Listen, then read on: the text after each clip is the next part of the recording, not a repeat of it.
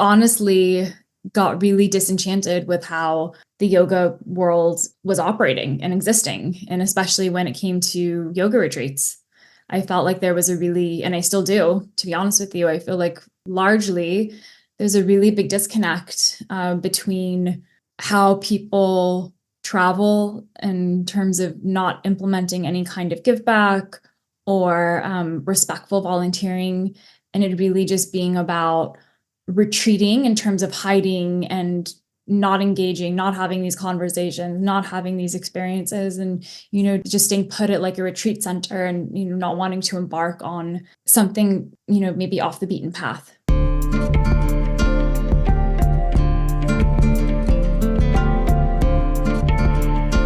Welcome back to Full-Time Yoga Teacher Podcast. My name is Rekha and I am your host. I hope you are having a wonderful day as you listen to this podcast. I do want to mention before we start that application form for my mentorship program for yoga teachers opened. So you are welcome to fill out the application form and apply for that module 3 of my mentorship program for yoga teachers. In this module, I'm quite excited because I am bringing back guest teachers. I have Karen teaching a backbending workshop in September. And Britt, if you remember Britt that I interviewed for this podcast at the beginning of the year, who is so experienced in teaching private yoga. That's how she make a living as a full-time yoga teacher, is that she have a private yoga business, and she just graduated as a yoga therapist. So she, Britt, will be leading a workshop on the art of teaching private yoga. So I'm so excited for that next module of my mentorship program. On top of the guest teachers, you are going to receive monthly philosophy talk discussions as well as monthly Q&A sessions with not only myself, but with the community of amazing yoga teachers who's part of the program.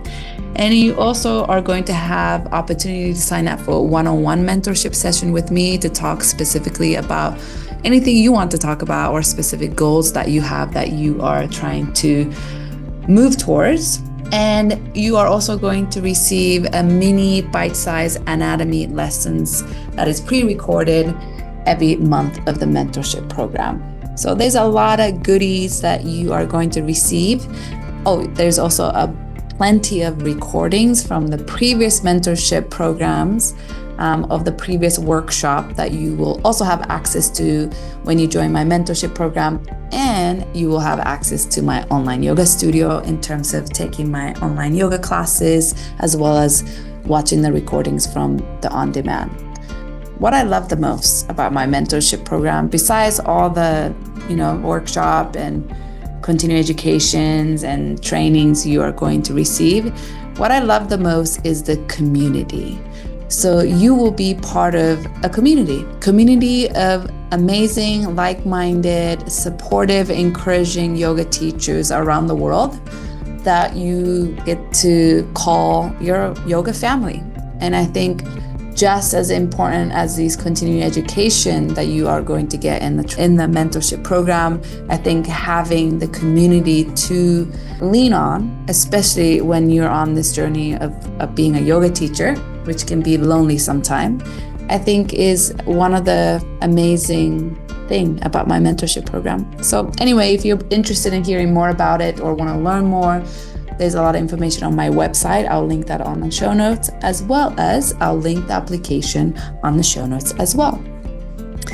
Okay, so now that I got that out of the way about talking about my mentorship program, I want to talk a little bit about this podcast. I started this podcast because I wanted to know how possible it was to be a full-time yoga teacher. I wanted to hear stories of other full-time yoga teachers who's been doing this for many, many years and how they have made it work. What kind of sacrifices did they make?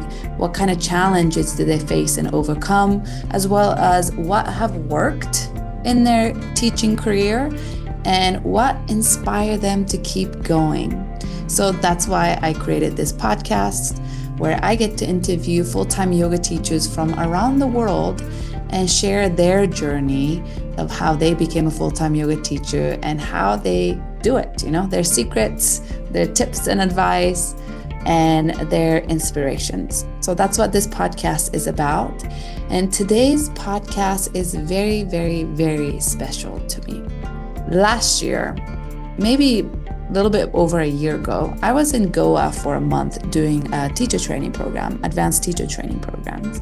And I was listening to a podcast, and the podcast was called embodies. It's a yoga business podcast.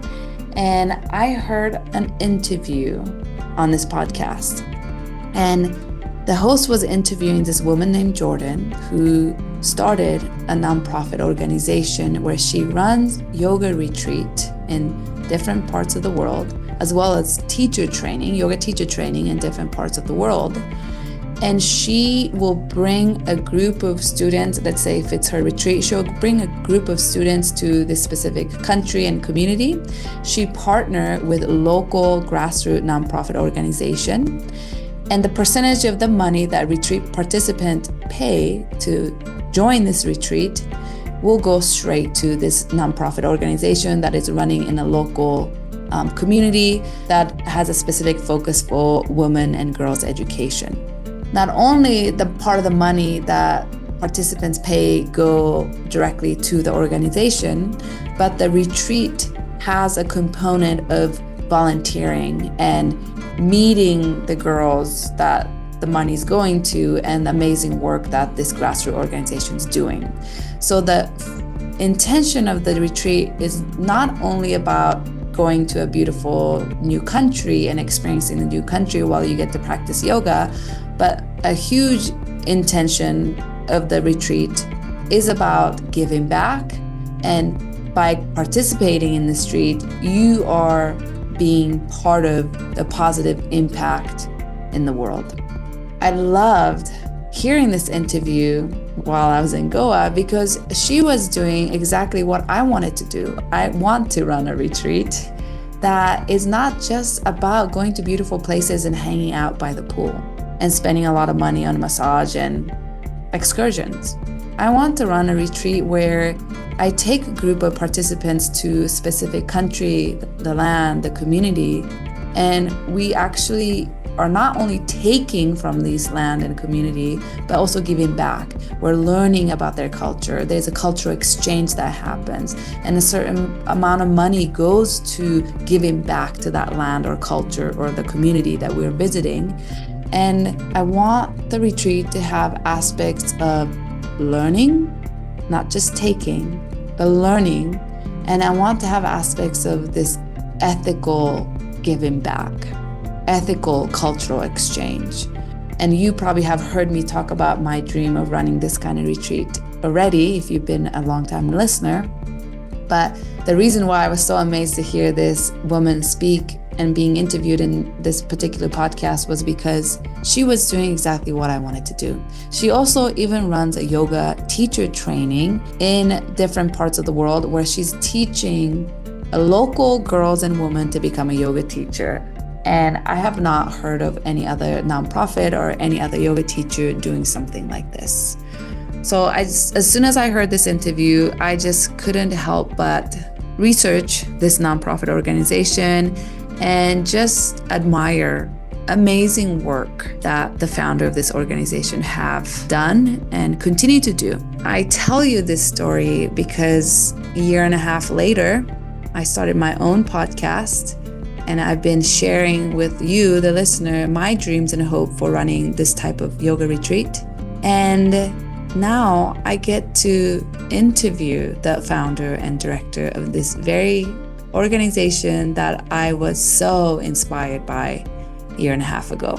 If you don't know, I have an online yoga studio where I teach live Zoom yoga classes maybe 3 to 4 times a week. I also have on-demand libraries. I love running my online yoga studio.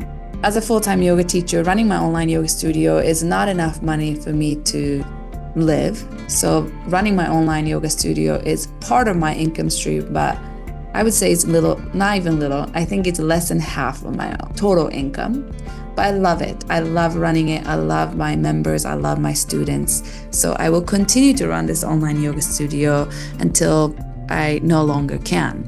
When I first created my online yoga studio, I knew right away that one of the most important pillar of my online yoga studio business has to be giving back, because that's what yoga is about. And that is my value and ethics, is not only to think about profit and making money. I also want to make sure with the amount of money I am earning from yoga, certain amount has to go back to whatever cause that is going towards the betterment of the world.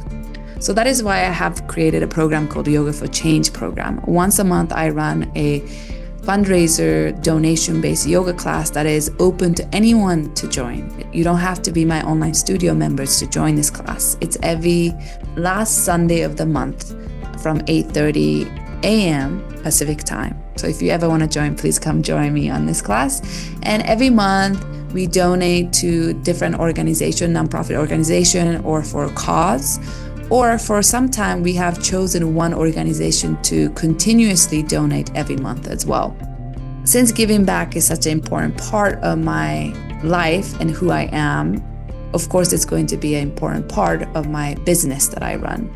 So a few weeks ago, maybe a month ago, I reached out to Souljourn, which is the name of the nonprofit organization that Jordan runs, who does this yoga teacher training and yoga retreats that is all about giving back.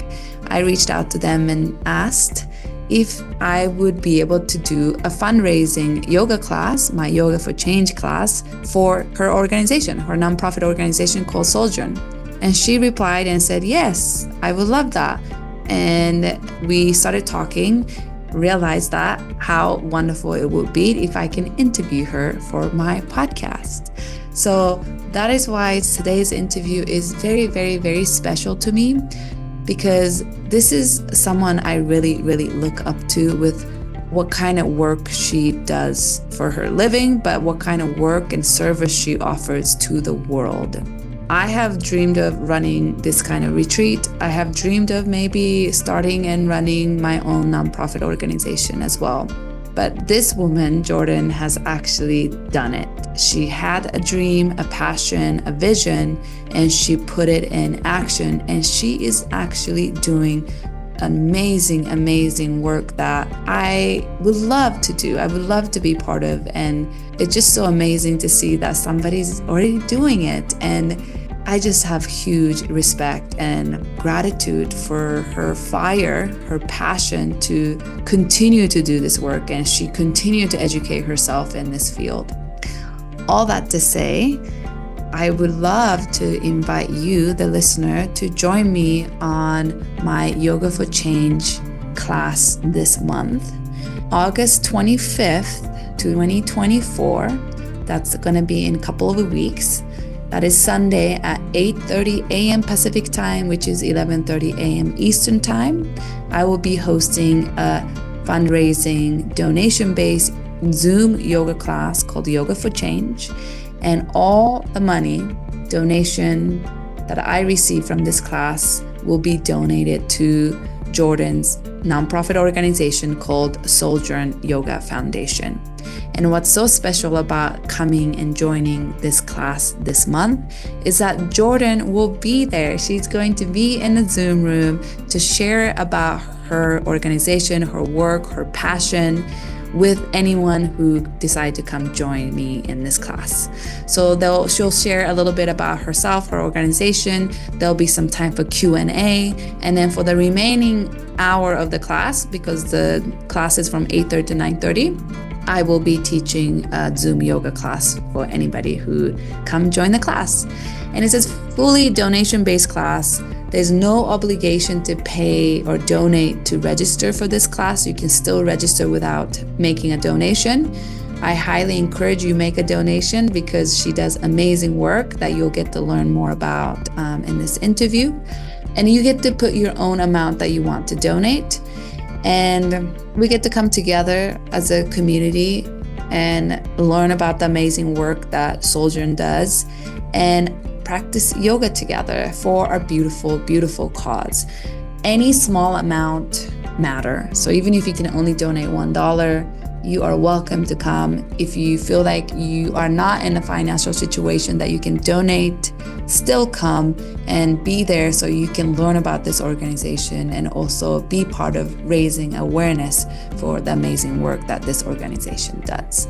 So remember, to register for this donation-based class, fundraising class, it's on August 25th, Sunday, 8:30 a.m. Pacific time, 11:30 a.m. Eastern time.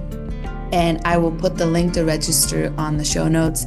And I really, really, really would love to see you and have you join and really be part of this community of Full-Time Yoga Teacher podcast, this community of my online yoga studio, community of my mentorship program participants, just anyone love to practice yoga and also care about betterment of the world. I really would love to see you. So today, I'm thrilled to welcome Jordan Ashley, an inspiring yoga teacher, activist, writer, and the founder of Souljourn Yoga Foundation. While embracing the fast-paced yoga culture of New York City, Jordan saw the need for practice rooted in service and selflessness. This led her to create Souljourn Yoga, a US-based nonprofit organization dedicated to raising awareness and funds for young women's education worldwide through transformational yoga retreats and teacher training programs. Souljourn Yoga embodies the yogic principles of seva, or selfless service, collaborating with grassroots community projects and international nonprofit organizations to support sustainable educational pathways for women. Their work empowers young women, particularly in Morocco's high Atlas Mountains, by combining yoga with holistic well-being and what they call body conscious raising, allowing these young women to define empowerment on their own terms. It is truly an honor to be able to interview Jordan for my podcast, Full-Time Yoga Teacher. So thank you so much for listening, and I will speak to you on the other side.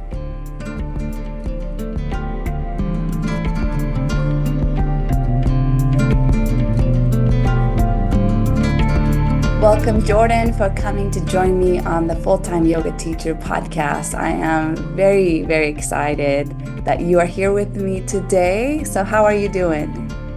I'm doing well. Thank you so much for having me. I'm super excited to be here and to, have a conversation. Yes, me too. Maybe begin by telling the listener, where are you joining from today? So I'm currently joining from London. I moved here in 2019 and I am finishing up my PhD in sociology, and my dissertation is very much in alignment with my work with Souljourn Yoga Foundation in examining how yoga can be an embodiment practice for teenage girls in the high Atlas Mountains of rural Morocco, and how yoga can help access a portal into their lives. So be it meditation or self-care, and that kind of unlocking, because I don't know about you, I remember being, a teenage girl and it being really hard and really challenging, and in hindsight, wishing that I had, different skill sets that could have helped me, navigate, all of the different obstacles and self-doubt and whatnot that just, kind of just happens to run its course. So you said you have a PhD in sociology? I'm finishing up my PhD right now. My whole project in fieldwork, and I'm sure we'll talk about this, it's all about our on-the-ground yoga teacher training program in Morocco, but we can circle back. Oh my goodness. Okay, so you've been in London since 2019, so about 5 years or so? Yes. And where were you before? Where are you originally from? So originally, I'm from Los Angeles, California. I moved to New York at 18 for undergrad and was pretty much there for 12 years until I was 30. I had a short stint in Southeast Asia when I did journalism and did NGO coverage, and lived in Cambodia and lived in Thailand. And, my heart was in New York, so I came back to New York, and I keep moving east. So now I'm in London. I see. And so you said after college you were working in Southeast Asia in journalism? Yeah, so originally I had done two amazing study abroad programs that really honestly changed not only my perspective and worldview, but honestly planted the seed that would very much manifest into Souljourn Yoga Foundation. I did a study abroad program when I was 19 in Siem Reap, Cambodia, and it was absolutely life-changing and mind-blowing and very impactful and very powerful. I lived and stayed with this incredible woman. She's a CNN hero. I talk about her all the time. Her name's Panhiri Lee. She's the founder of the Panhiri Lee Foundation, and she provides education for kids in Siem Reap province. She herself is a survivor of the Khmer Rouge and decided to really hone in on giving back to her community directly, and by using education as a transformational and life-changing process for future generations of Khmer. And so spending time with her, learning her story, having the opportunity to also be able to volunteer in the different schools in which her program operates in was something that I had never done before. And it's funny how life happens and how things, go full circle, because we did our retreat to Cambodia in 2018 and also in 2017. So 2017, 2018, our partner organization is Panhiri Lee Foundation in Cambodia, and did yoga with her teenage empowerment girls, which was absolutely amazing. Amazing. So before you received your yoga certificate or teacher training, you were kind of working as a journalism. And when did kind of yoga come into your life? When did you become a teacher? And I want to kind of get to the story of you starting your organization. But before, how did yoga come into your life? So I grew up doing yoga. I used to go a lot with my mom when I was really little. And I remember, being next to her on the yoga mat. Maybe I was like 8 or 9 years old and going to kirtans with her. And she used to be a gymnast. And so she really was my entry point into the practice. And then being a little bit older, around 13, 14, and, going on my own and taking class in Los Angeles. And it was a practice that carried me all the way through college. I remember even on some days I would go, twice a day. And I found it so grounding and so important and really vital, especially during, 18, 19, 20. I actually ended up doing my yoga teacher training the summer that I graduated undergrad. So it was summer of 2010 that I did my first 200-hour teacher training program. I didn't feel confident, to be honest with you, enough. I didn't feel like I learned enough, or that I knew enough, or I didn't, have that kind of, I didn't feel prepared enough, I guess, to be able to go and lead a class. And so I decided to table it for a little bit and pursue journalism, because that's what I had studied and that is what my degree was in. And then ended up going back to wanting to teach and doing more hours and more teacher training when I moved back to New York from Southeast Asia in 2012, 2013. And you said you studied journalism as your undergrad. Initially, when you were studying journalism and as well as going to Southeast Asia as a journalist, was that your dream or career path at the time, was to travel and write? Very much so. I love travel. I think travel in itself is very much a privilege. And I think if you're able to access it and you have the resources to be able to do so, or if you're able to find ways, even just, going to a different neighborhood, it doesn't have to be this huge global adventure. I think oftentimes when we think of travel, we think of, going on a plane and, going somewhere really remote. But I really think it's, for me, the biggest thing that not only opens up my worldview and my eyes and my perspective, but it also creates the biggest heart opening as well, because you're able to connect and relate and find community with individuals that you wouldn't meet if had you not gone on that trip, had you not left your neighborhood or left your house. Yeah. And what were you writing about at that time when you were in Southeast Asia after graduating from undergrad? So I was predominantly doing NGO coverage. So that was really interesting because I was going into different organizations. Some had a lot of resources, others had very little. And then having conversations with the founders of these organizations and learning their backstory and their history and their reasoning why, and then also being able to, meet and witness some of the different programming or programs that were running. And that also very much aligned with how I would later start my own organization and my own nonprofit, because I had those kinds of conversations and dialogues and exchanges, and seen a whole gambit of how different organizations operate. Yeah.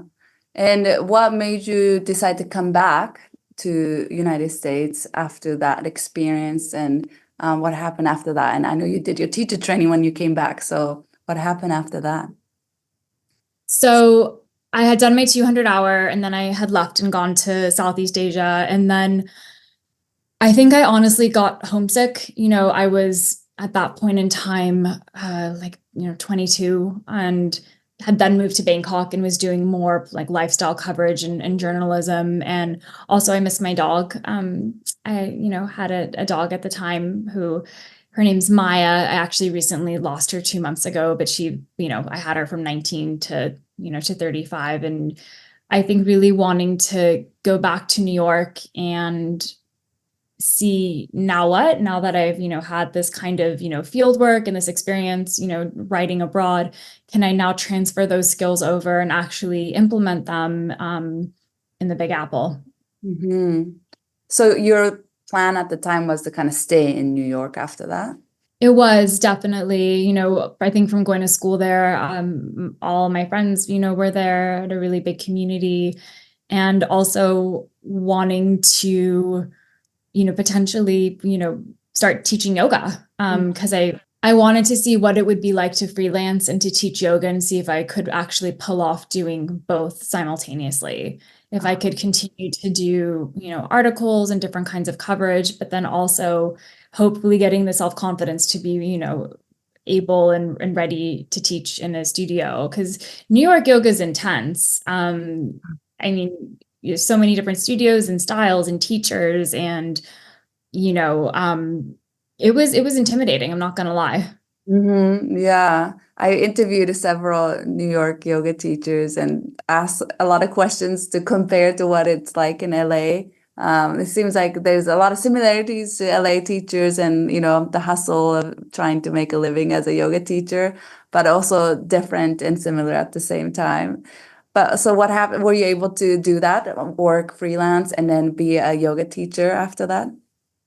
I was, I actually, funny enough, I ended up doing some beauty market editing, which I love products and smells and scents and all of that. So I was doing that, and then also, writing different articles as well. And then I started, teaching after I did my 300-hour training. I feel like I'm the perpetual student. I feel like a lot of people say that. I love learning. I mean, that's why I went back to school. I really love being in a classroom and being able to absorb and think, and then, try on my own to see if, if these different things work, or if these theories, can actualize. And so I felt ready to then, start teaching. So I started, teaching in 2013, and I was, running around to different, yoga studios, and honestly got really disenchanted with how the yoga world was operating and existing. And especially when it came to yoga retreats, I felt like there was a really, and I still do, to be honest with you, I feel like largely there's a really big disconnect between how people travel in terms of not implementing any kind of give back or respectful volunteering, and it really just being about retreating in terms of hiding and not engaging, not having these conversations, not having these experiences, and just staying put at like a retreat center, and not wanting to embark on something, maybe off the beaten path. Mm-hmm. I completely agree. And I shared this on the podcast before, but I also study sociology for my undergrad and master's, and I did my master's in South Africa. And my thesis was on who benefits from volunteer tourism, who actually benefits. And so I'm very interested in that kind of dynamic that happens with traveling and traveling, and I ended up working with a couple different nonprofit that was related to volunteer work, and ended up working with tourism company because nonprofit I couldn't make enough money to live and pay off my loans, and eventually somehow became a yoga teacher, which I'm very happy that my path led me here. But since I've been a teacher, I'm always trying to figure out how can I combine the passion and the desire I had when I was a sociology major was I wanted to make some kind of positive impact or difference in the world. And how can I combine that and be a yoga teacher? And that's one of the reasons why when I created my online yoga studio, every month, percentage of my profit goes to donation to nonprofit organization. We were donating to organization in Cambodia every month for a while.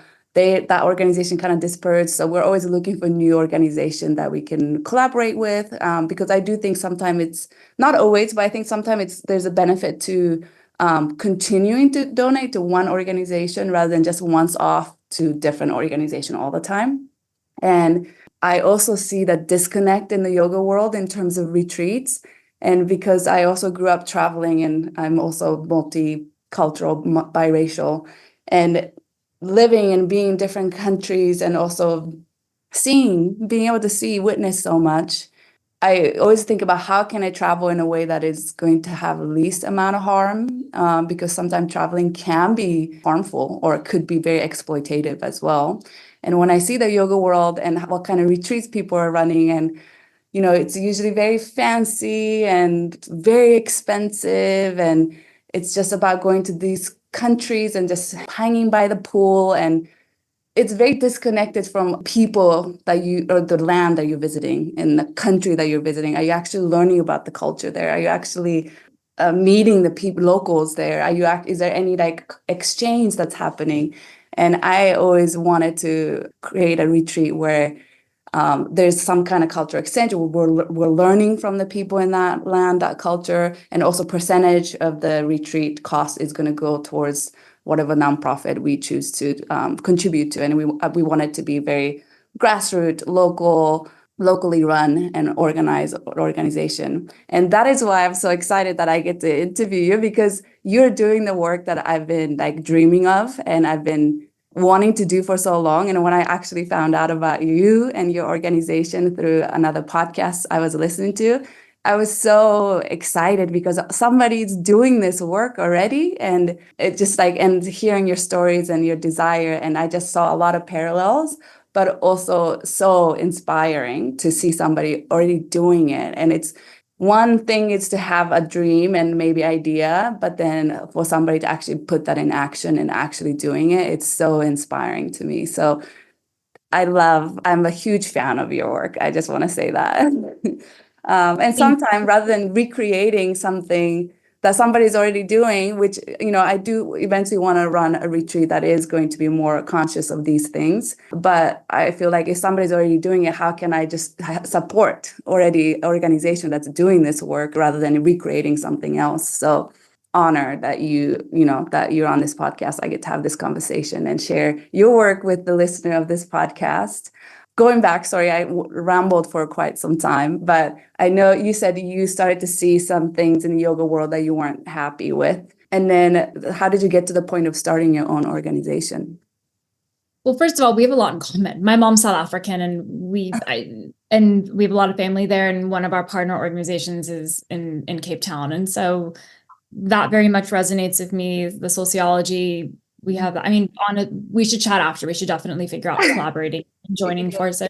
The whole idea behind this as well, just to backtrack a little bit, is that I never wanted it to be about, I like standing behind Souljourn Yoga Foundation instead of in front of it. I really think it's about different teachers bringing their communities and having these kinds of cultural immersions. Like, I don't even really, use the word retreat anymore, but there really isn't another word right now to kind of supplement, be translated that people will understand, what it is. So it's like, we have conscious and ethical retreats. And yeah, that's a huge question in terms of who actually benefits from volunteerism, and something that I am very scrupulous about, especially when creating partnerships. But anyways, to answer your question, I got really exasperated at how the yoga world was existing, from living abroad in Southeast Asia, from having, behind the scene knowledge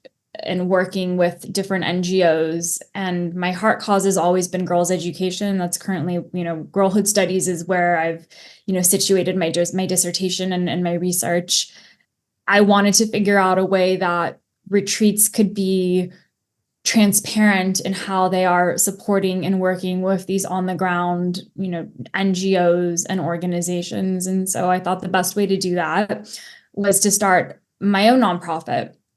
And so this way, when someone joins one of our international retreats, we always include a $300 to $500 donation per person that immediately goes directly to our partner organization. So in that respect, we act as an intermediary organization. But then seeing how much the girls benefited, because we would visit, because I think it's important for people to actually see, like, this is where the donation is going, and this is why we've chosen to go to this location. And it really does, in a fantastic way, end up coloring the rest of the retreat, even the itinerary, like working around these nonprofit schedules or the school schedules as well, because I think it's so important for it to be the cornerstone of how we then, kind of organize everything else, and really making it a priority.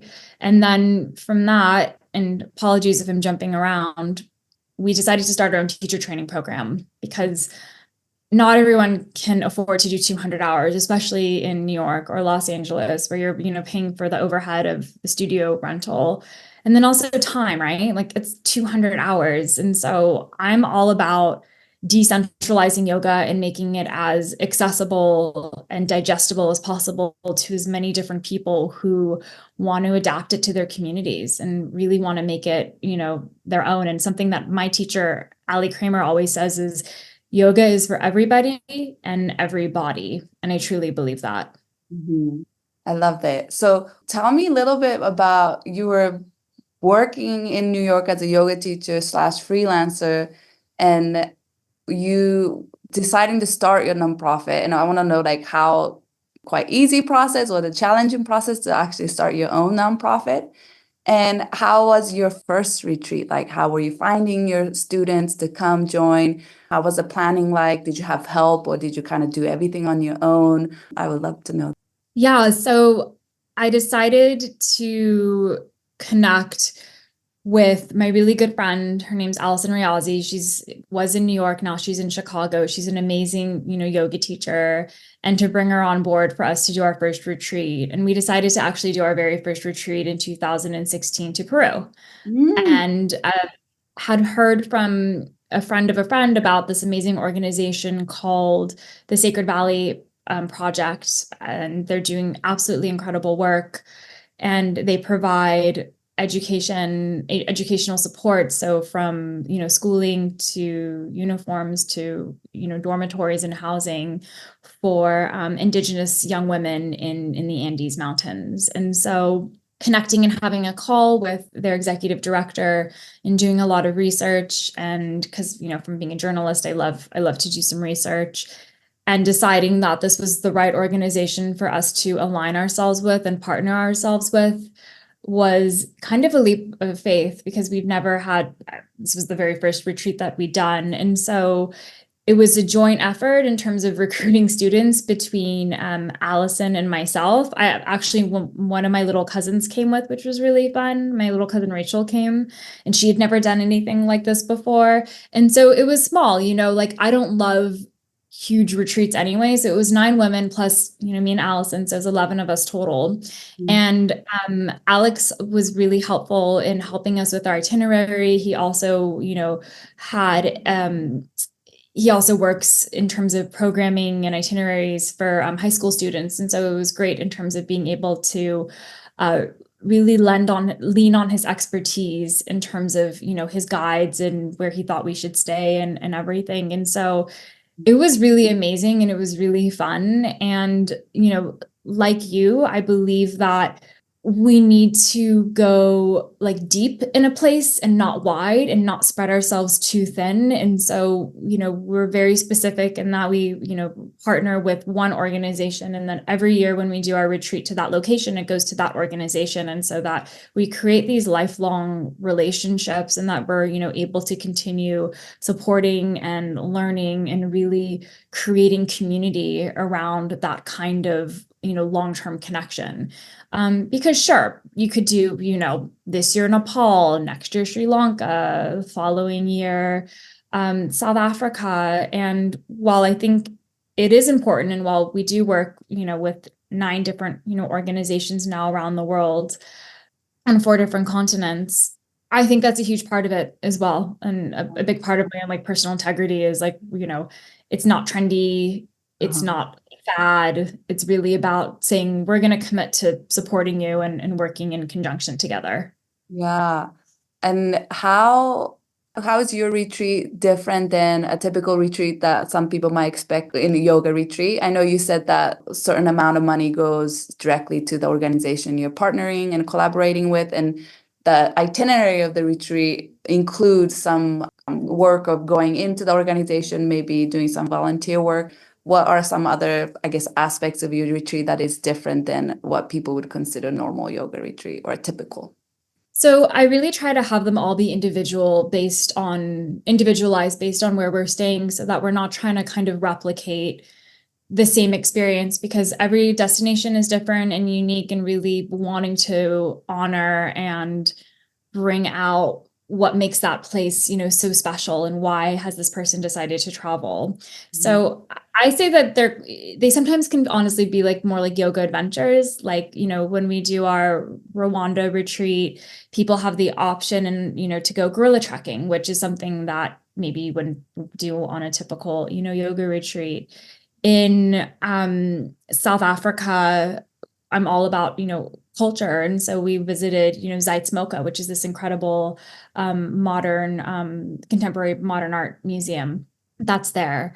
And so I really want people to have diverse and localized experiences and things that they, wouldn't necessarily maybe have access to on like a typical yoga retreat when, you're just kind of there to like lounge and like go to the beach, or maybe kind of, really just do yoga.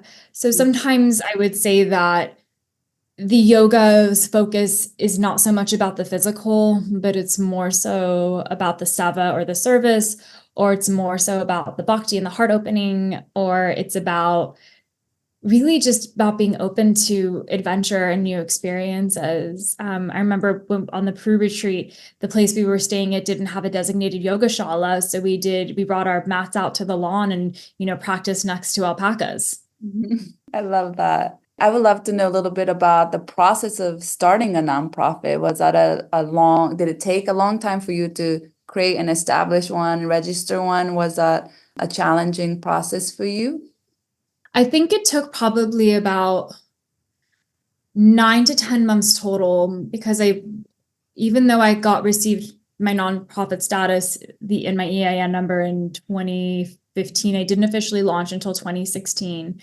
I think one of the hardest things is for a nonprofit, or actually even for like any company, is to making sure that you have a really supportive team around you, or in this case, advisory board members, or also yoga teachers who understand your mission and your vision as well, and want to be of assistance in using their own contacts or resources, so that it's not so much about the ego. And I think oftentimes it can be about the ego, and it can be about like, the little s, or like the little self, instead of, the big picture and the why behind it. And so, that's definitely something that I've gotten very,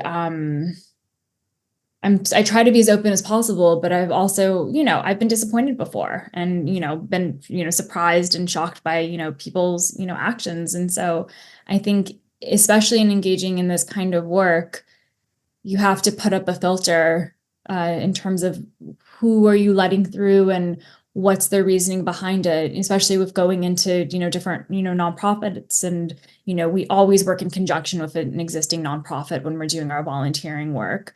I think it could very easily turn into saviorship otherwise, or, we don't use words like helping, we don't use words like saving. It's really about, supporting and about it being an exchange of and a transformation of how, the donor recipient relationship is conducted. Yeah, I love that. There's a lot of thought behind the work, and also who you choose to work with, partner with. Even the wording you said, try not to use a word like save or help.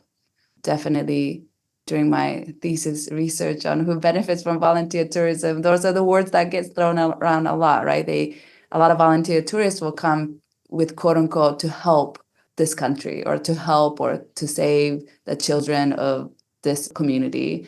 And that continued to reinforces the power dynamics of the West and the rest of the country, or even a race, right? Like white versus Black, or there's so much history, especially in South Africa, that so interesting how sometimes these power dynamics are almost being reinforced by this kind of volunteer tourism organization. Some are nonprofit, some are for-profit organization who was running these things. So I love that there's a lot of deep thought process and reflection behind the work that you're doing. And how many members, or who's your team like? Are you the only one running it? And how does your nonprofit organization work? So I'm the founder and executive director. I also have an incredible advisory board behind me, and a couple of volunteers as well. And then also a handful of teachers who will, co-lead our retreats with us. And the idea with the retreats is that, it's about really introducing your community to Souljourn Yoga Foundation's, mission. And exactly what you said, when people travel, especially with the idea of, volunteering, there can be a lot of misconceptions as well. And so I've learned, I actually ended up going back to school. I did my, my master's in human rights, because I'm like, I don't know enough. And I want to make sure that I am constantly educating myself and that I'm constantly absorbing new information, because I started this in 2016. The world is in a very, very, very different place, and travel has also evolved and shifted in a very different place as well, in so many different ways. And, even going back and reading, mission statements that I first had out and saying, developing countries, like you don't say developing countries anymore. LEDCs, lesser economically developing countries, like that doesn't fly either. For a period of time, I think I said global South, and now I just say it's around the world, because it really is around the world. Girls' education is something that the need for ensuring that young women have access to education is not a problem that is innate to a particular region or part of the world or corner. It really is a global problem that, it's one of the UN sustainability goals is about gender equality and gender rights. And so, we're doing our first retreat at long last to the US, to Taos, New Mexico, and working with an awesome Indigenous women's organization in December. And so I'm like, it also very much is something that needs support in the US as well. Yeah, I saw that on your website, that there's a retreat happening in the United States as well, and the partner organization that you're collaborating with.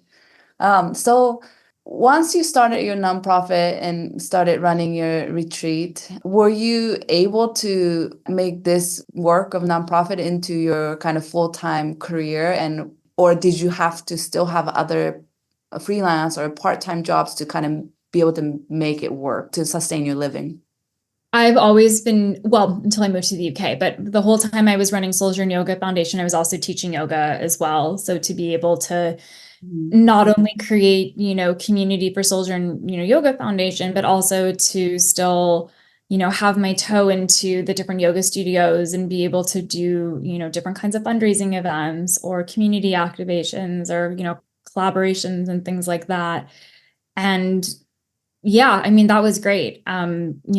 Different studios were different, to be honest with you, in terms of how much they wanted to, get the word out. Some were fantastic and, were very open to us, leaving, postcards for upcoming retreats there. Others were like, no, but you can mention it at the end of your class. And so, that was another kind of obstacle that I felt myself perpetually, having to kind of overcome and get creative about, how am I able to really open up our community and create community while still kind of operating and functioning and teaching like in these pre-existing spaces.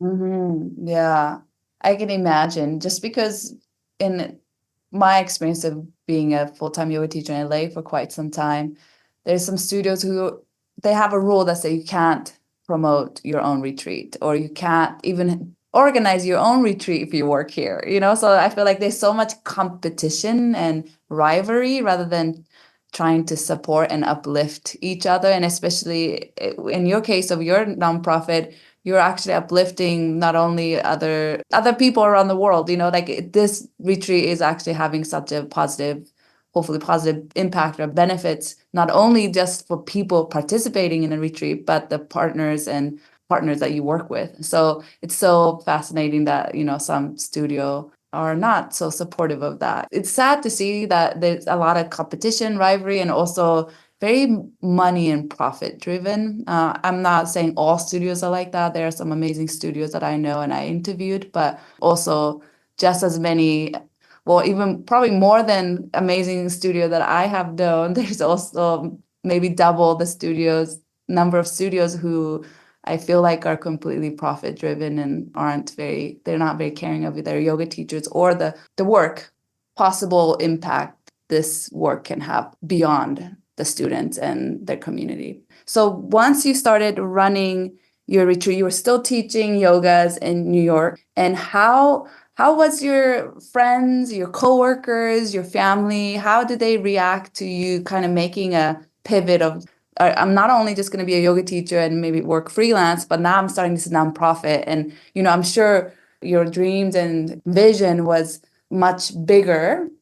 And were they supportive? Did people believe you? What was the response of your community once you started actually doing it and promoting these retreats? So I would say for the most part, everyone was really supportive and excited and wanted to be of assistance in terms of, getting the word out or being a sounding board for me because, it is taking a chance, right? If you create, something of your own. And I do think a lot of my, journalism skills have been, utilized in starting this and I still, do some writing sometimes and will, have articles published or even in terms of writing our own content or copy. And so even just being able to have a conversation or interviewing and being able to talk with people and wanting to get, the full story instead of just sound bites, I think has been, really useful. But, I would say that oftentimes it feels really lonely because people still ask me why girls, like why is that the cause? And the only thing I can say is, look at the numbers, look at the statistics, the climate crisis has played a huge role in, deterring, young women out of education. And so there's multiple factors based on, where someone is located and, everything is unique and everyone has their own story. But I would say that for the most part, people were excited about it and on board. But sometimes people would be like, well, how are you taking care of yourself? Or like, how are you doing this? Or like, oh wow, like I would never do something like that. And that's just kind of who I am. I'm very much what's that great expression? Like fly by the seat of my pants. Or I've never been someone who has like a 5-year plan, a 10-year plan, or even like a 1-year plan. I've always been very much like a go with the flow kind of person and been open. I love that. I think it's so amazing because I have thought of, okay, starting my own nonprofit or something, but for you to actually put it in action and actually really do it and actually run this retreat and having this, I think it's amazing that you actually created this organization that combines yoga and also contributing. Well, I'm curious to know, once you started teaching these retreats, when did the idea of teacher training come in? Because I know you also do teacher training. Yeah, when did that start? Where did this idea come for you and how is it going? So the organization that we work with in Rwanda reached out to me and said, have you ever thought about doing a teacher training? Because they have a whole team of staff and social workers who work not only with primary or elementary school, sorry, the elementary school, aged kids, but also they have, teen mothers as well. And they work with, within their community in the Eastern Province, within Ruangwavu, they also work with different communities. And I thought that was such a wonderful and inspiring idea because what I had witnessed before from doing the retreats. So, typically if you come on a Souljourn, Yoga Foundation retreat is when you go to interact with the different, young women's or girls' education organization that we are partnered with, we might have lunch, we might go to the market together or do an art workshop, but we'll probably end up doing yoga in one way or another. And at first there's always like a little bit of, skepticism or hesitation, maybe, especially if someone, hasn't been exposed to it before. And it's kind of used as an icebreaker. Like it's always really fun. It's not about healing. It's not about saving. It's not about, trying to do, trauma work, but it's about keeping it light and keeping it, fun and engaging in this capacity. And so I really do believe that anyone can teach yoga if they choose to do so, like any other skill set. And so, I was given, the opportunity to launch our first, it's called On the Ground Yoga Teacher Training. It was in Rwanda. It was right before our 2019 retreat. And it was a group of eight or nine women who were between, I have to remember now, from 20s to 40s, and spending that time together and really breaking it down just into 3 modules. So we look at body, so the asana and the different shapes, and then mind, so meditation and pranayama, breathing techniques, and then heart, which is all about journaling and self-care and being able to also learn different tools for avoiding, burnout, or because, different days you're going to need different things. And so that was so incredible. I went back again in January 2020 and did more of like a longer weekend immersion. Actually, this time it was with school teachers, and some of the school teachers were male, and that was really fun as well to, kind of see these like, sporty guys come in and then, kind of have, their opinion change or shift and being like, wow, like yoga is actually really hard, or like, wow, like, I didn't realize I couldn't touch my toes. And then it's all about, to me, this idea of union, right? Of yoga, of the yoking, it's breath, body, mind and spirit. And when we're able to access that and we're able to create that kind of, moment or calm, it's like, okay, like that's really, at least for me, when I'm really, kind of coming into myself. And so that project then ended up turning into our current work in Morocco. And that is with teenage Amazigh young women in the High Atlas Mountains. So for people who don't know, Amazigh means free people, and Tamazigh, oftentimes they're referred to as Berber, which is, quite derogatory as it actually translates to barbarian. And so, right, we're all about learning and using, the language that people want to be used when self-describing. So they're Amazigh. And so that's been my work, and our work, that's been Souljourn Yoga's work since 2022, working with the same group of teenage girls. And how many weeks are the teacher training that you're running? To clarify for the listener, that you're doing yoga teacher training for the people in this country that you're going into. It's not that you're hosting a teacher training for Westerners, Americans, or Europeans to come to those countries and do a teacher training, but you're actually teaching it to the people there, correct? Exactly. No, it's specifically within those existing nonprofits that we have the partnerships with. And for those specific communities, people do ask us, are you going to be doing your own teacher training? I'm like, for forever, for 200-hour, yoga alliance. And it's like, one day I think there's a lot of teacher trainings out there, which is, wonderful, but I'm really about, or the mission behind it is really about making yoga accessible.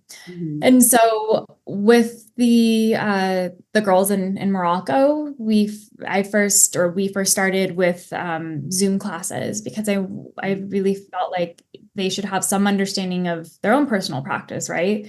You wouldn't, I mean, maybe you would. I would say the average person wouldn't sign up for a teacher training, kind of without having prior knowledge or experience or, connection to it.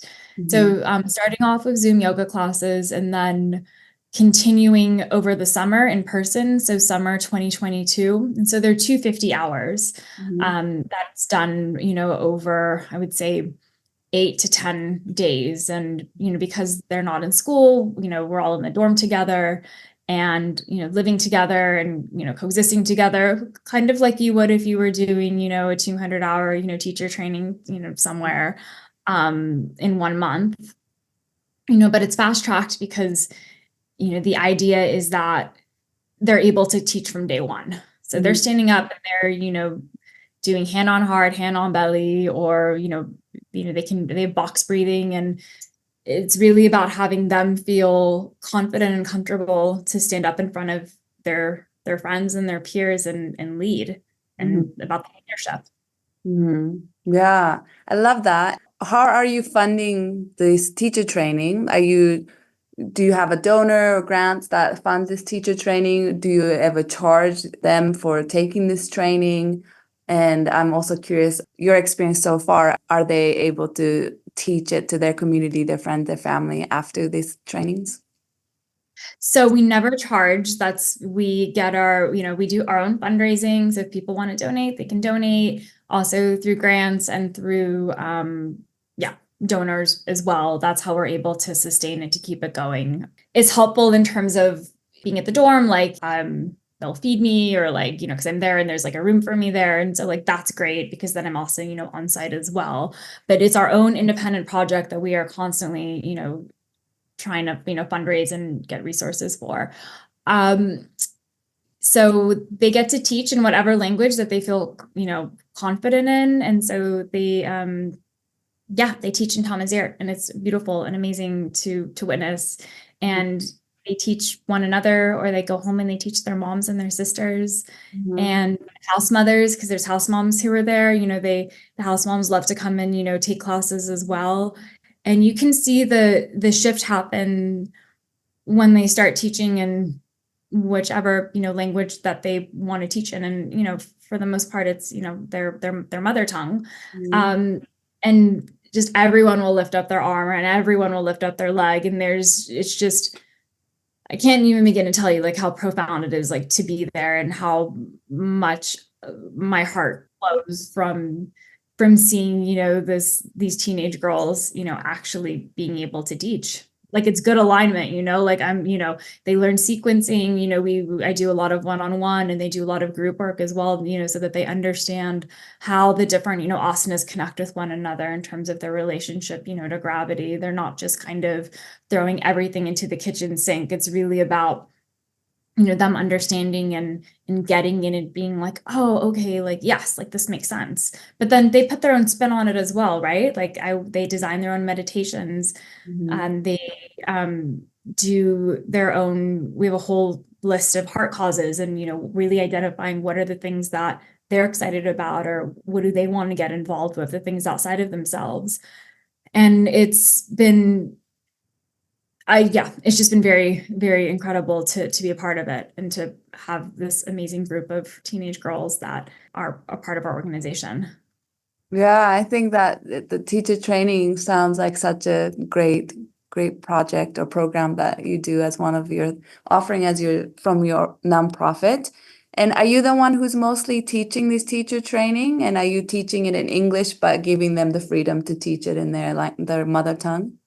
Exactly. I'm the one who's, going in and teaching it. The original curriculum was co-designed by myself and my dear friend. Her name is Lisa Bermudez. She did the how to co-host, or what is it? How to lead a yoga retreat, that course that we did for Yoga Renew. She's been a longtime collaborator on Souljourn Yoga. She has been teaching with us since 2017, and she's great. So anyways, her and I did the first curriculum together, the part one. I ended up doing the part two because kind of shaping it and changing it a little bit so that I could ask questions that would kind of open up the space a little bit more. Like there's an activity we do called meditation mind. So it's, bringing an art into it. So you color your mind before meditation and you color the outline of the mind after meditation. And then also, imagining your future self. So yourself, now, and then, 5 years, and then like 15 years from now as well. So that, they can get on paper, like all of their hopes and dreams and, what they want to accomplish. Yeah. And what are the, I guess, average age of these girls that you're teaching how to become a teacher? So they started at like 15, 16, and now they're 17, 18, and they all passed their baccalaureate exams. Despite everything, despite being displaced from the earthquake from, last September, despite the dorms being destroyed, they are so resilient and just incredible. That's the word that comes to mind. And, the idea too of the teacher training, as we know, as tourism expands, there's more, yoga happening. So it's like, why can't local women teach yoga? Why are these, resorts and hotels and destinations, why are they always importing, yoga teachers? And so the aim as well is that if they choose to do so, they can start teaching in studios or community centers or having it be, a career path. That's such a good point, because I said Yoga Trade earlier. There's a website called Yoga Trade where you can become a member and you can find all these teaching jobs, yoga teaching jobs around the world. And it's beautiful and it's great. But at the same time, if there's somebody in this local community who can teach, then they don't have to bring in foreign teachers to come in and pay them to teach, right? They could actually hire local teachers and pay them to teach, which will also encourage maybe even more people in the community to actually want to take yoga and learn yoga, rather than only bringing foreign teachers and only trying to attract tourists or travelers to come take yoga class. Like, how can we also let the locals teach, and then let the locals teach their community? So the benefits of yoga is not only to the people who's traveling, who have the privilege to travel, but can we also offer the benefits and beauty of yoga to everyone? I couldn't have said it better myself. Like that 100% is in alignment with how I feel, how, I hope things can manifest into, the dream one day would be to have satellite studios in the different countries that we work with, and that, the women who are in our teacher training program can then run them, and it's their, livelihood. And yeah, sure, charge the tourists the normal tourist rate, but then also have free community classes, or, have it be supplemented, some way as well, so that, it can become integrated and it's not so segregated, because I feel like that's the total antithesis of like what yoga, should be. And oftentimes that's what it is turned into because of, consumerism and capitalism and whatnot. Yes, totally. I agree with that. Another question I had was, you mentioned about the online course that you did with another teacher that you collaborate with, and tell me a little bit more about it. It sounds like how can you create or plan, organize a retreat that is similar to what your organization does? How can all like yoga teachers listening to this podcast, if you also want to organize a yoga retreat that is not just to, enjoy your time by the pool and do yoga, but more ethical, conscious way of running retreat. And there's a course that you created about this.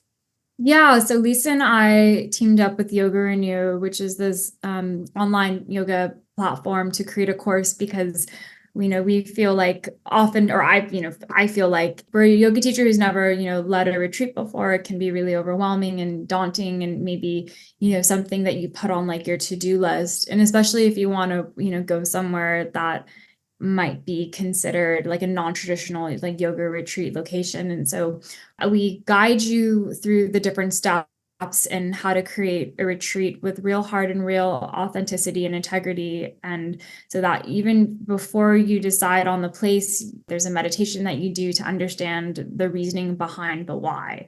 Like, why do you want to lead a retreat? Why do you want to go here? And also, talk about, ethical practices as well, and ensuring that, you're not participating in exploitative actions. Orphanage tourism is something that I think people oftentimes accidentally end up doing because they don't know. There's no knowledge. Making sure that you're being respectful of not taking photos and of child protective policies. These are a lot of things that if you work in the space, or if you are in education and you're researching these things, you wouldn't think twice about, because but the majority of the population who are traveling just don't know. Like, you shouldn't take photos of someone that you don't know, especially if it's a kid, or putting a child on your lap and doing a selfie.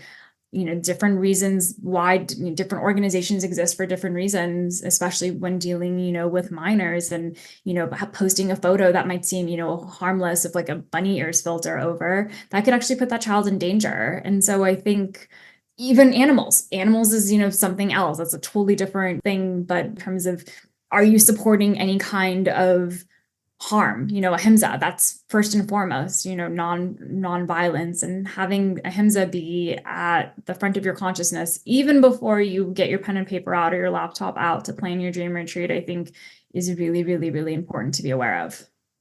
I love that. And I'm actually super interested in that course because, like I already shared, I've been wanting to do a retreat for a while, but then I have so many ideas and also vision of like how I want this retreat to be, and how I really want to choose a location carefully, and organization I'm going to collaborate with carefully, and pricing it so that is it a certain percentage or certain set amount that's going to go to the organization, and all of those things that I think your organization does so beautifully. But because of that, I feel like I'm kind of hitting a roadblock of like, I have vision, but it's almost daunting to think about organizing it. And for me, it's not just finding a fancy yoga retreat and giving them a deposit and creating a curriculum that has a massage and zip lining, not that there's anything wrong with that kind of retreat, but that's not the kind of retreat I want to create and organize.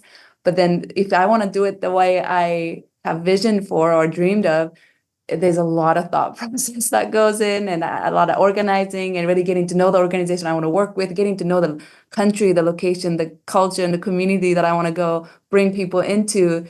And that almost is kind of daunting. Am I ever going to be able to pull this out? So I'm glad there's actually a course that you created that's out there for people who are interested in running a retreat in this way.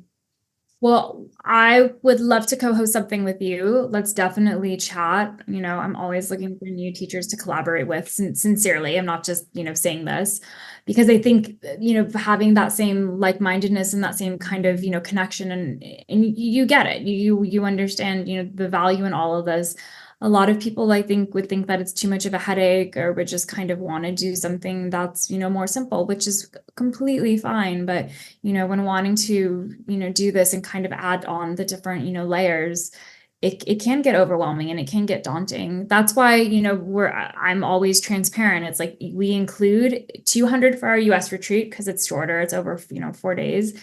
300 to 500 per person. And then we write the donation letter. And then everyone knows going in, like at the end of this, I am seeing the donation letter, because it actually, does go to these different, organizations, and you're meeting them, and it's not like hidden, and, it's as transparent as it can possibly be. So yeah, let's definitely chat and, keep the conversation going. Right now I'm figuring out our programming for 2025. So yeah, let's do it. Yes, I would love that. So amazing.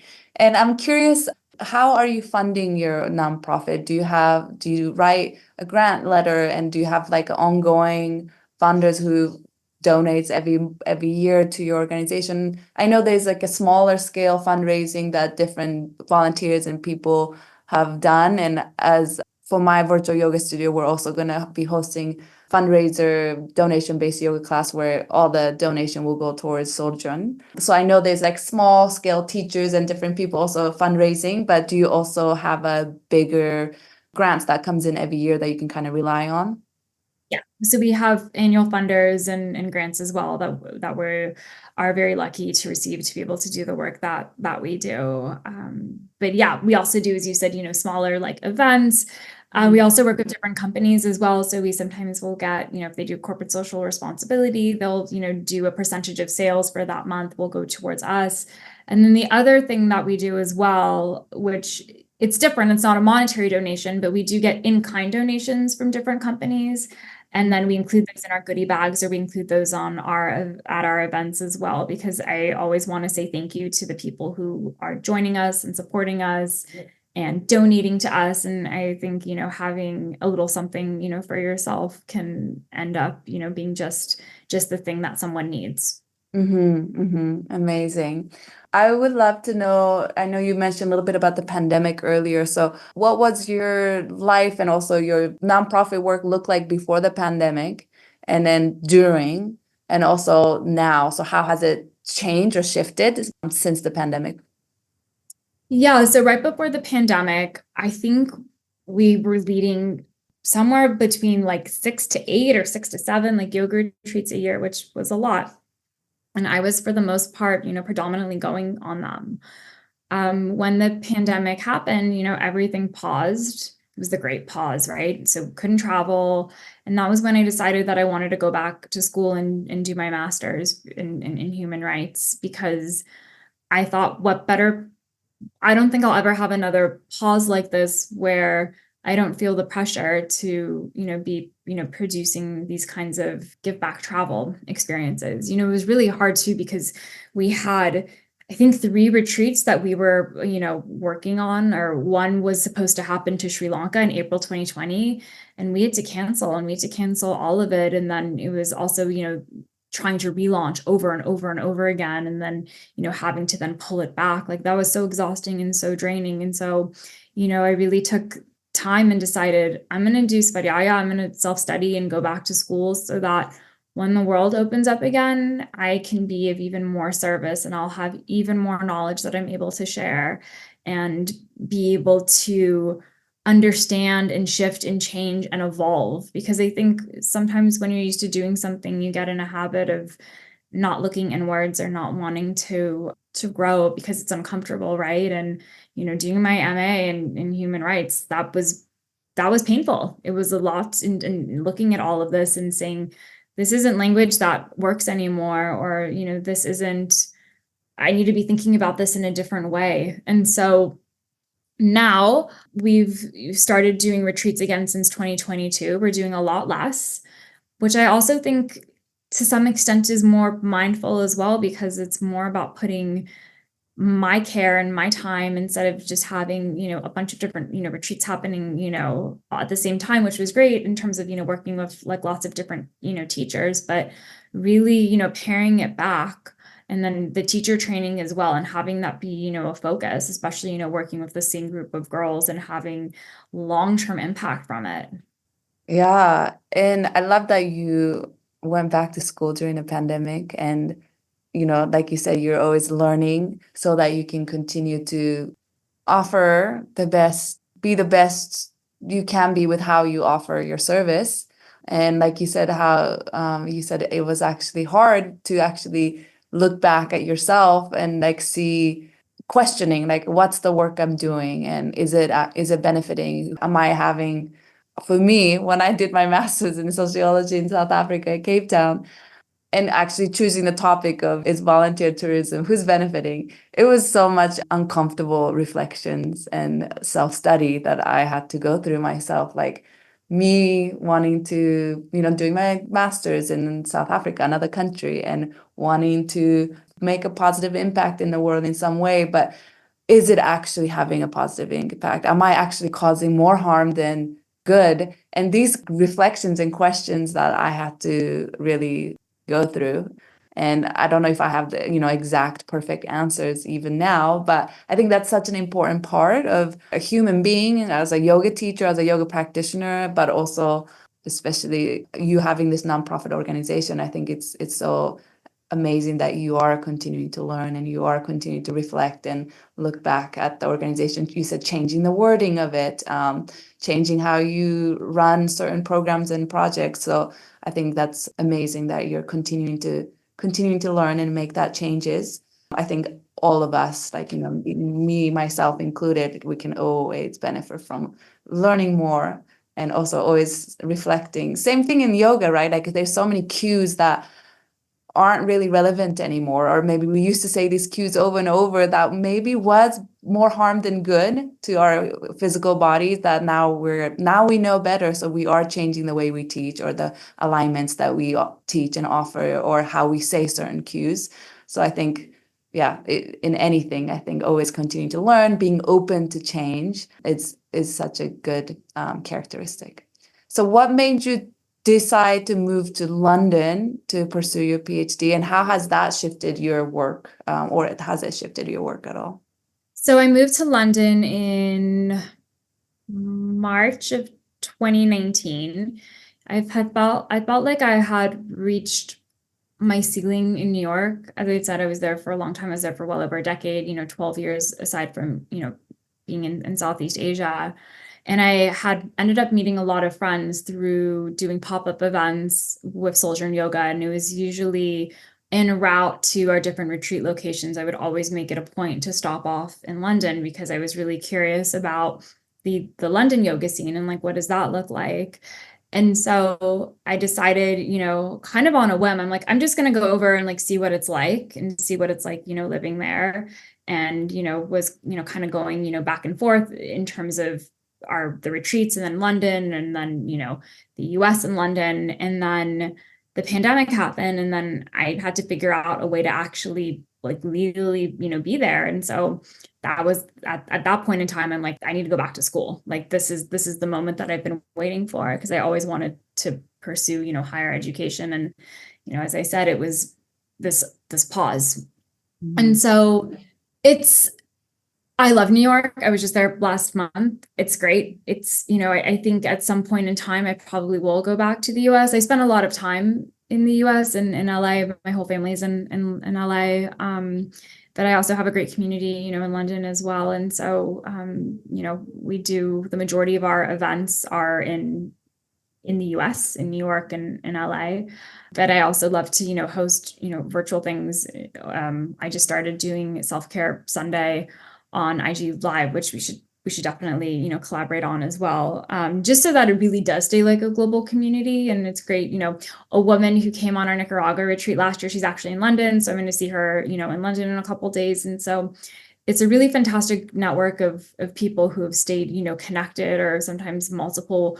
One woman who came on the Sri Lanka retreat this year, I think this was like her third Souljourn Yoga retreat, and brought her friend. And so it's great that, the community grows and also sustains as well with the same people who really, enjoy our offerings.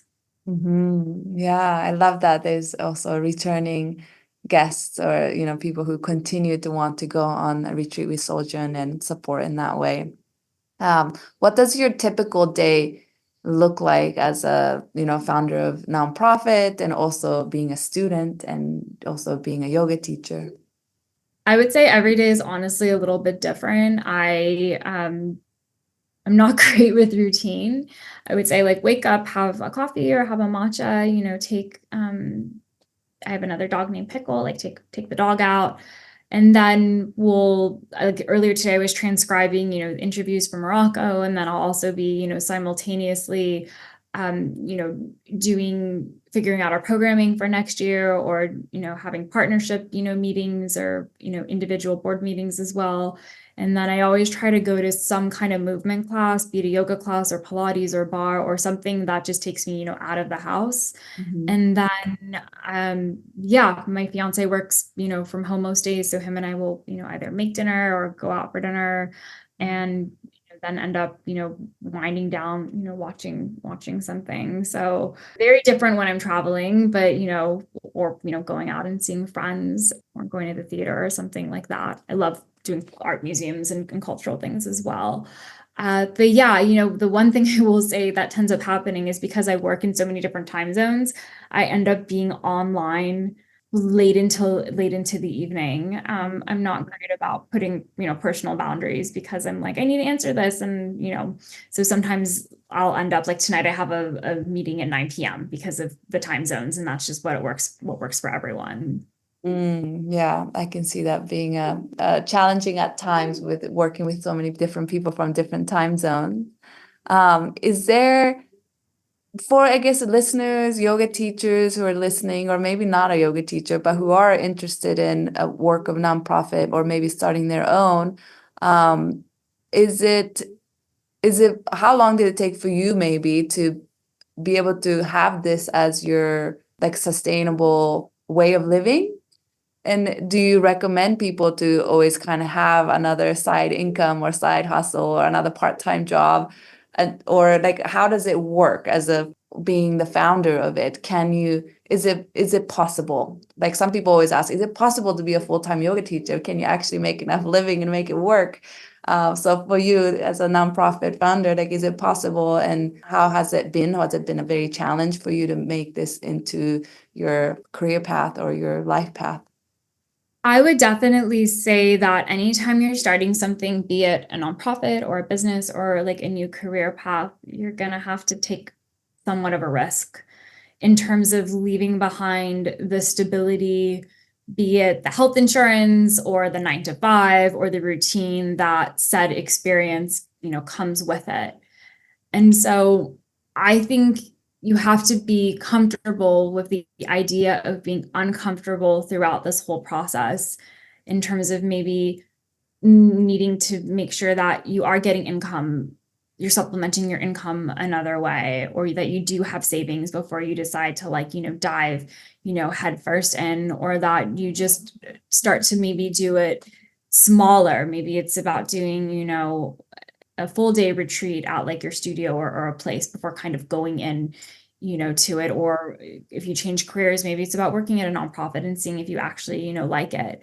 I always think that it's just as important to know what you don't like than as what you do like, because this way you're then able to figure out, well, I don't want to spend my time this way. I want to spend my time this way. So I would say now it's very much my identity in terms of, being a founder and executive director of Souljourn Yoga Foundation, and which has its pros and has its cons, right? Because, if I am offered to do an additional journalism gig, I'm like, okay, but I need to make sure that what I'm covering is still in the same ethos of what my nonprofit is, because that's who I am. That's what I've created, if that makes sense. Yeah. And yes, definitely, I'm sure whether you choose to start your business or nonprofit, or anybody listening who's dreaming of becoming a full-time yoga teacher, I think there's always a little risk you take in the beginning, or some challenges for sure. I was going to say in the beginning, but I think there will be different challenges along the path, no matter how long you've been teaching yoga for, or how long you've been running a nonprofit for. So, but I think some of the common thread that I hear many of my interviewees say and share, and I also share, is that there's so much passion behind what we're doing and why we're doing it, and that can be helpful on the times, challenging times. Really kind of staying connected to why and doing it from your heart is definitely can be helpful during the challenging time. Looking back at your journey and where you are now, what are some lessons you have learned along the way, or maybe advice somebody shared with you during this journey that has really helped you? You could spend your whole life planning something, be it a retreat or an event or your dream job, but then when you actually are on it and in it, you have to be ready to pivot, and you have to be ready to think on your feet, and to really, like, I love the expression swaha, like surrender to the sacred fire, and just kind of throw everything that you thought you knew and the plan like out the window and just be ready to just do the next thing and do the thing that's required of you. I think that's a huge part of travel, to be honest with you, and something that I'm perpetually learning over and over again. Like that's a lesson that's always coming up for me, is not being afraid about letting go of any kinds of pre-existing expectations or thoughts that I had. I love that. And what aspects of being a founder and director of this nonprofit that you created, what aspects of it do you love the most? And also, what do you find it most challenging about this path? I love the different organizations and young women that we're able to connect with and support, and also that kind of alignment with fusing, the people who come on the retreats with those different organizations, and in seeing how much everyone really, lights up from having that kind of dialogue or exchange or interaction, and that idea of creating global community to me. And then, of course, like the icing on the cake is we're funding girls' education within these different communities and these different nonprofits and destinations. I mean, that's why.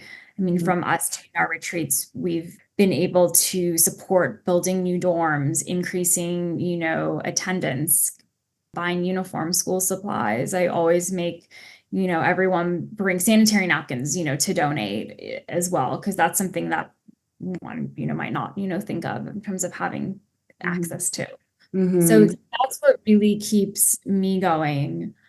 I think that in life, just like having a nonprofit and working in different countries, things can get unstable and things can sometimes be out of control. One of the organizations that we worked with, due to a shifting of government, actually had to close their doors and relocate, which was beyond heartbreaking and sad and surprising, because it's not ever something that I would think, would happen, especially since they had really, deep roots there. But it wasn't safe for them to operate anymore. And so that can be really challenging when, as I said, things are out of your control. Or if someone ends up coming on a retreat and not reading the cultural sensitivity guide, and not knowing about the history of a place, and kind of taking on typical tourism tropes. It's like, how do you create a dialogue and exchange while making sure that you're respectful of your guides, you're respectful of your hosts, but then also not shaming that person as well? So that's something too that, that honestly, comes up, especially in places that are post-conflict or very recently, post-conflict as well. Or if people have different, political views or ideologies, it's like still, being able to keep the peace and, keep the mission of we're here to support girls' education, at the forefront of everyone's minds, and really use that as an anchor and a tether. Yeah, I was actually thinking about that. What it seems like you have a information guide you send to your guests before they arrive, so they are more aware of what's happening and what's appropriate in their culture, in the culture that they're visiting. Do you also offer I don't know, maybe like a short workshop or webinar, or even like a course, not even a course, but maybe like a presentation at the prior to them coming, or maybe the first day of them arriving, about to kind of get them situated in the situation that they're in? Definitely. So something that we've started doing, one of, I guess, the silver linings of the pandemic is Zoom. So, before the retreats, we'll do a Zoom meeting and chat through things. And also before we, go to, I would say this probably comes up more so before we actually go and, meet the organization, and just to make sure like we're all dressed appropriately. Different organizations and cultures have different ideas of, what's appropriate. So be it knees covered, shoulders covered, things without logos, things like that. That's always something that we cover. And also photos, like what's appropriate, what's not appropriate. Different organizations have different standards of how they want themselves to be represented, in terms of engaging in, volunteer work or partnerships. And so going over that, but we always provide a cultural sensitivity guide, or what I like to call like a things to know document as well. If there's articles, I wrote an article last year for Yoga Journal about how to be an ethical traveler. So like that will get thrown in there as like a hyperlink. Also, there's different books or articles from other sources as well that people want to read. in advance of going, I always think that's a great idea, especially somewhere new. Yeah, I love that part of the retreat and what guests have to prepare for and read and kind of get ready. Yeah, because you're right. There's, I think, a lot of culturally insensitive things that can cause harm when we're not aware and we're doing something. Like, I think you talked about taking photos of children, and some organizations have some rules around it, some may not, but also deep reflection of like, why am I taking this photo? Who is it? Who am I taking it for? Where am I going to share it? And I think like that kind of reflection and exploration is such an important thing. So I love that you really prepare the students and participants for that. What would you say to, sometime I hear, even though my online studio is small and the amount of money that we do donate aren't huge amount, but I always like to believe that even the smallest amount can, over time become a bigger amount, and how that can have some, if that can have some kind of positive impact, I'll be content. But I also hear a lot of people getting so overwhelmed because there's so many challenges in the world. There's so many parts of the world that are struggling. And I think some people feel almost too overwhelmed to think about it, and that kind of leads to inaction.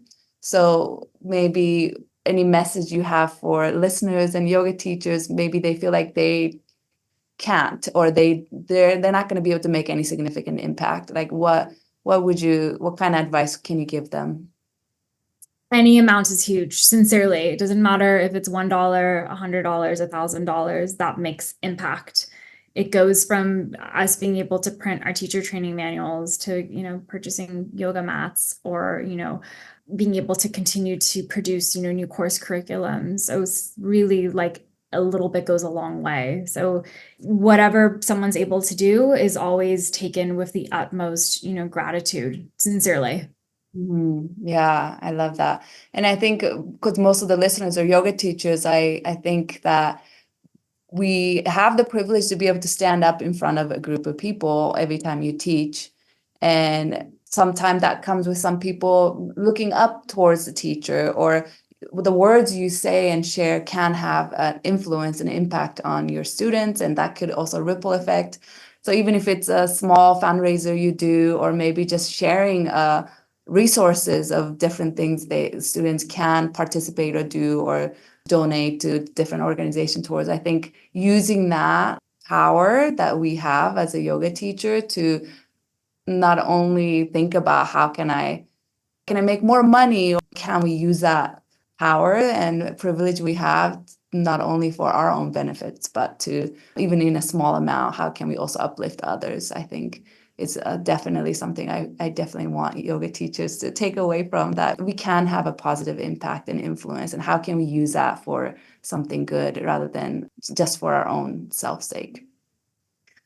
I couldn't agree more. That's beautifully said. And another question I had is, if you could send a message to the yoga world or yoga teachers who's listening, who are thinking of running a retreat, what do you wish, and maybe they have never thought about running a retreat in this way before, or maybe leveraging their voices in this way before, what are some messages that you would like for them to know in terms of when they are starting to consider maybe running their own retreat? What are some words of wisdom or messages that you would like for them to know or think about? I think to really understand the why behind wanting to lead a retreat, because there's so many retreats out there, all different price points, all different demographics. And so I think about this a lot too, especially even in terms of, do we go back here? Do we do something, different? We do our best to maintain our same partnerships, but, things happen.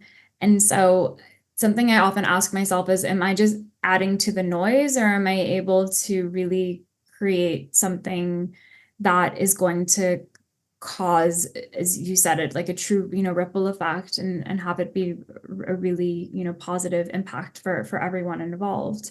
There's certain destinations that weren't as popular when I first started, and that now I see every single day, like on my social media, stream, at least 5.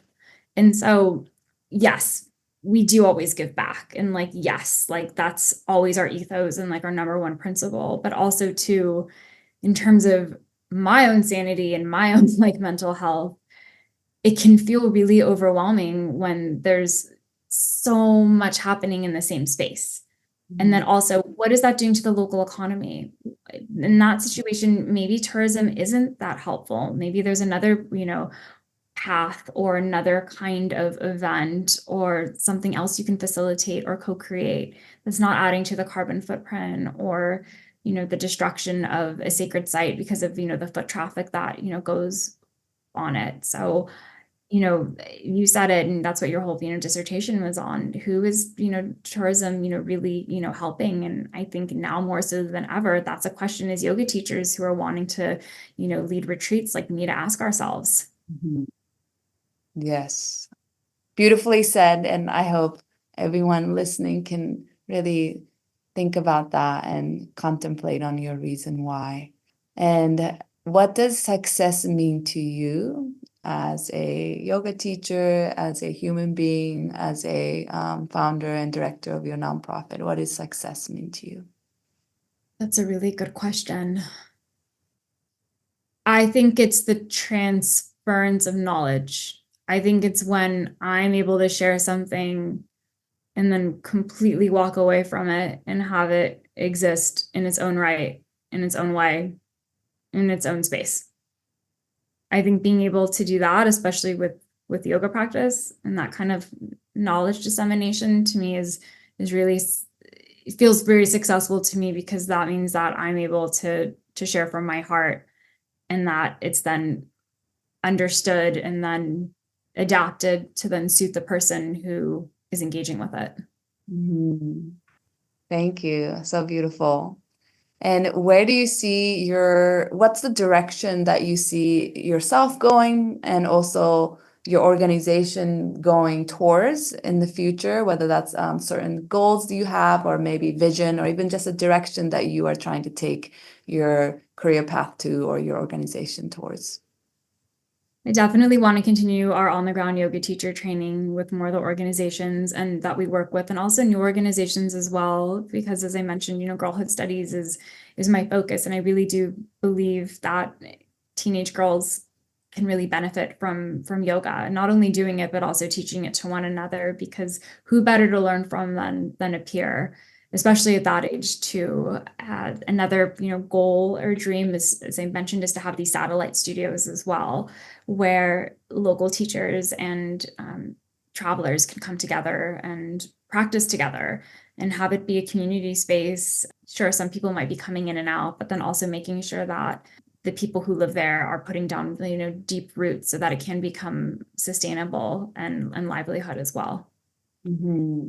And you said you're kind of shifting more focus towards teacher training and little less to the retreat as you have in the past? I think so. I think for right now, as I said, there's a lot of retreats happening out there. Like, yes, we will still be doing retreats, but not 6 or 7 a year. I think it's probably going to look more like 2025 is going to look more like 2 or 3. Mhm. I think retreats are a magical and amazing experience that you get to have, and you oftentimes connect with those people and they become lifelong friends, or you travel again together. And so I really do think retreats are such a special and beautiful experience. But for me, on a personal note, while I love hosting retreats, I also love doing the teacher training with the teenage girls, and having that consist of more longevity just by the nature of it is something that I'm really interested in exploring. Mm-hmm. Mm-hmm. That sounds amazing. So before I ask you how people can find you and get connected with you, is there anything, any questions that I didn't ask or anything that you want to kind of recircle back to, or anything you want to share or say before the closing? Just that we have our first US retreat coming up, and we have some spots left for Taos, New Mexico, December 5th through 9th. We are doing a special promo for your listeners. It's promo is NM200 for $200 off, and that's the very first US based retreat that we've done. But other than that, I think you were so thorough and you asked amazing, amazing questions. And I'm really excited that we got to exchange like such an amazing dialogue together. So thank you. Yes, thank you so much. So maybe for listeners who want to know about you, maybe want to reach out to you, or maybe want to attend your future retreats, for anyone who are interested in learning from you, connecting from you, maybe taking any of your offerings, or maybe want to fundraise for your organization, tell the listener all the places they can find you and contact or reach out to you, learn more about your organization. Yeah, you can find us on Instagram. We're at Souljourn Yoga. Our website is also, souljournyoga.com. And if people want to reach out, directly, you can email info@souljournyoga.com. So yeah, we're around. Slide into our DMs. It probably will be me responding. So I would love to meet you all. And I just wanted to say thank you again so much for having me on today and being able to share and to chat. It means the world, truly. Yes, it's been such an honor to be able to chat with you. Like I said, a few years ago when I listened to your podcast interview, I was just I was overfilled with joy that somebody's doing the work that I dreamed of doing, and it's already been done. And it's, you're continuing to offer this work and services. And I'm so happy that I get to actually meet you over Zoom and chat with you and get to know you, and also share your voices and the amazing work that you do in this world to the listeners. So I really, really appreciate everything that you do for the community, for the world. And it makes my heart a little more warm and grounded knowing that there's somebody like you and this organization like this that exists, that's bridging the gap of yoga and also uplifting and giving back, not just take. So thank you so much for your time today. I really appreciate this conversation. Thank you. Thank you so much for listening till the end of this podcast. I don't know if you could tell, but I was kind of nervous doing this podcast because Jordan and the work she does is something I really, really look up to. So I was almost like a little bit starstruck. I could hear myself when I was editing that I was quite nervous during this interview, but I hope I was able to ask her important questions that was inspiring to you as a listener. And I really do believe, as a yoga teacher and also as a human being, it's so important that we're not just thinking about ourselves and betterment of ourselves, but how can we use the privilege we were born with the power and impact and influence we can have as a yoga teacher, and how can we use that to better the world? I know there are a lot of issues and challenges out there, a lot of different causes that we could be spending our attention, time, effort, and money towards. But just like what Jordan said, any small amount matters and it counts. And if I can be part of the bettering of the world by sharing these kind of stories and uplifting the voices of someone like Jordan on my podcast, or I can donate even a small amount of money to organization like Souljourn, or if I can have even the smallest impact on one listener who can have a ripple effect of hopefully positive impact, I feel content and I am happy. So I will continue to do this work of running my online business that is in value with my ethics, that is not all about profit and capitalism, but more about community and how can we uplift one another. For me, it's so important, and I want the listener hearing this, yoga teachers listening to this podcast, to know that how can we be better? How can our work, our passion contributes towards positive impact in the world? And that can be done in the smallest, tiniest way. Or it can be done like starting your nonprofit like Jordan did. It can be done like donating small amount to a cause that you believe in. It can be done by organizing a fundraising yoga class. There's so many different ways that we as a yoga teachers can have a positive impact. So why not do it? So that is it for me today. Please come join me on Yoga for Change class this month. It happens every month, but this month it's a very special one. So it's August 25th, Sunday, 8:30 a.m. Pacific time, 11:30 a.m. Eastern time. The link to register for this Yoga for Change fundraising donation-based yoga class will be on the show notes. Any little amount to donate count, and if you can't donate, I still want you to be there. So I hope I will see you in Yoga for Change class. And if you have any questions or comments or want to chat with me about anything, you are always welcome to message me. You can write to me through my website, www.reikayoga.com, or I respond really fast on a DM on my Instagram. My Instagram is @reikayoga. Thank you for listening, and I will speak to you next week.